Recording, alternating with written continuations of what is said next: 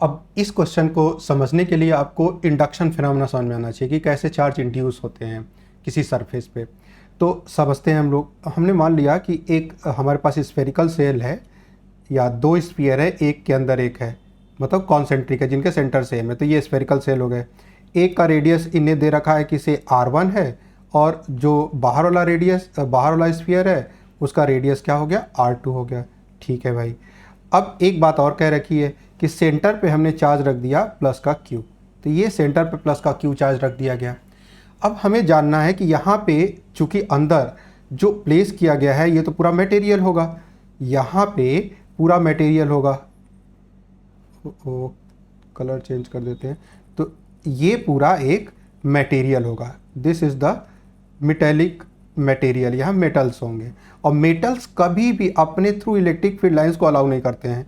तो मेटल के अंदर जो नेट इलेक्ट्रिक फील्ड होती है वो ज़ीरो होती है। ये आपको पता होना चाहिए, है ना, कि there is no net electric field within the material, metal material या कंडक्टिंग मटेरियल। अब तो जो चार्ज इंड्यूस होने वाले हैं वो इस वाले इनर सरफेस पे कुछ चार्ज आने वाले हैं, और हो सकता है कुछ चार्ज बाहर हो। हमने कहा हो सकता है, मतलब हम फैक्ट स्टेबलाइज करने वाले हैं, हम लोग सीखने वाले हैं कि अगर इंड्यूस होगा या नहीं होगा, ये स्टेबलाइज होगा, और होगा तो कितना होगा, उसका क्या रिलेशन है इस Q से जो सेंटर पे रखा गया है। तो सेंटर पे जो चार्ज रखा गया है वो कैपिटल Q एज्यूम कर लिया हमने ना। हमने एक क्या किया, एक कॉन्सेंट्रिक स्फीयर हमने कंसीडर किया, एंड वी नो, हमने इसको नाम दिया कि ये हमारा गॉसियन स्फीयर है, ये गॉसियन सरफेस हो गया।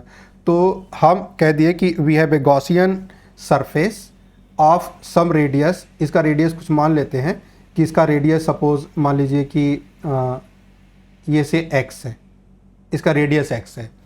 अब चूंकि अगर इलेक्ट्रिक फील्ड होती तो क्या होता, इलेक्ट्रिक फील्ड अगर होती तो हम लोग कहते कि ये सिमेट्रिकल पोजीशन है, तो यहाँ पे इलेक्ट्रिक फील्ड परपेंडिकुलर इसी तरह से रेडियली आउटवर्ड होती। अगर इलेक्ट्रिक फील्ड होती तो, क्योंकि जो चार्ज है पॉइंट चार्ज है, और पॉइंट चार्ज से हमेशा electric field line radially outward होती। तो अगर इलेक्ट्रिक फील्ड होती तो इस तरह से होती। ई हमने मान लिया। अब गॉस क्या कहता है, गॉस ये कहता है कि जो फ्लक्स हो गया phi, electric flux which is E dot D S क्या हो गया, surface area, and that is equals to, हम कह सकते हैं कि ई और डी एस कॉस थीटा, और थीटा यहाँ पे 0 डिग्री हो जाएगा, क्योंकि एरिया वेक्टर अगर हम लोग यहाँ पे देखें, एरिया वेक्टर यहाँ पे एरिया वेक्टर अगर छोटा सा देखें तो ये इस डायरेक्शन में आएगा, ये डी एस का डायरेक्शन हो गया। तो डी एस का डायरेक्शन और ई का डायरेक्शन, अगर ई प्रेजेंट होती तो ई और डी एस सेम डायरेक्शन में होते, तो 0 डिग्री हो गया। तो यहाँ पे हम लोगों ने देख लिया, ठीक है भाई। अब यहाँ से ई चूँकि हर जगह यूनिफॉर्म होगा, डिस्टेंस सेम है, सरफेस का डिस्टेंस सेंटर से हर सरफेस का हर पॉइंट इक्वी डिस्टेंस पे है, तो ई सेम है और सोर्स चार्ज सेम है, तो ई सेम होगा।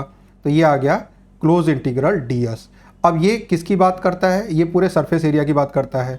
इसका मतलब this become E that is equals to 4 pi, क्या हो गया आपका, रेडियस हमने ले लिया x, क्या लिया हमने x स्क्वायर ले लिया।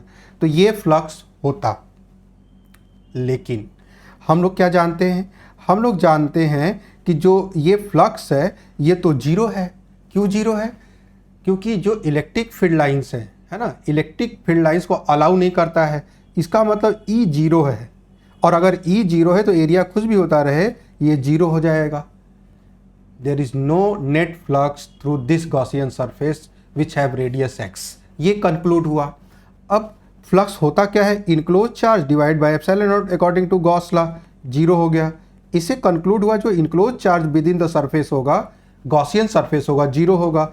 अब गॉसियन सरफेस के अंदर जो इनक्लोज चार्ज है वो कौन कौन सा है, तो हमने मान लिया कि इस पे जो इंड्यूस चार्ज हुआ था, है ना, जो इनर सरफेस है इस पे जो इंड्यूस चार्ज है हमने मान लिया उसको Q1 है, इस वाले पे Q1 है, और आउटर सरफेस पे हमने मान लिया कि इस वाले सरफेस पे जो इंड्यूस चार्ज है वो Q2 है।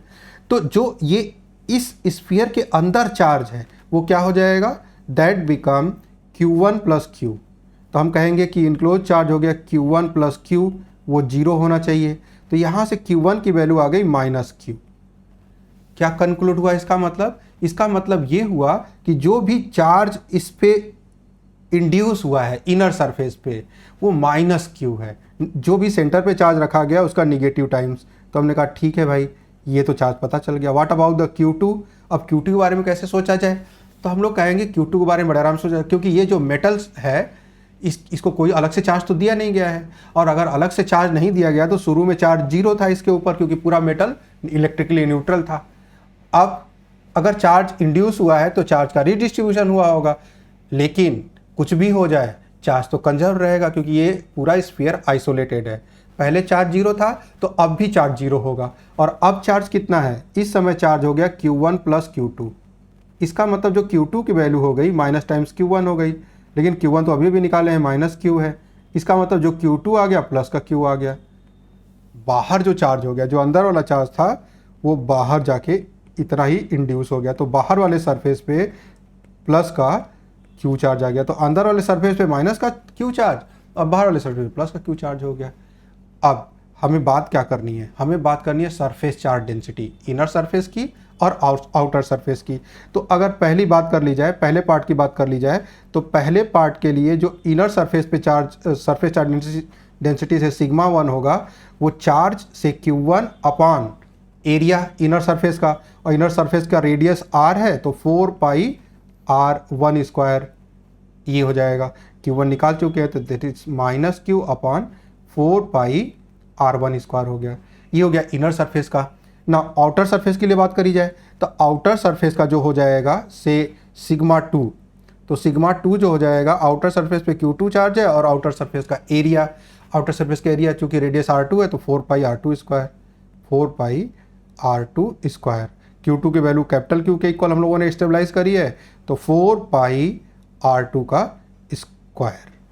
आई होप आपको डिस्कशन समझ में आया होगा कि चार्ज जो इंड्यूस हुआ है उसका अमाउंट क्या है, क्यों इंड्यूस हुआ है, इस चीज़ को कैसे स्टेबलाइज किया गया, और इससे और सारे इंटीग्रेटेड क्वेश्चन एग्जाम में पूछे जाते हैं। बोर्ड प्रिपरेशन के लिए आपके लिए बहुत इंपॉर्टेंट है, एज वेल कॉम्पिटिशन के लिए जब आगे जा रहे हैं तो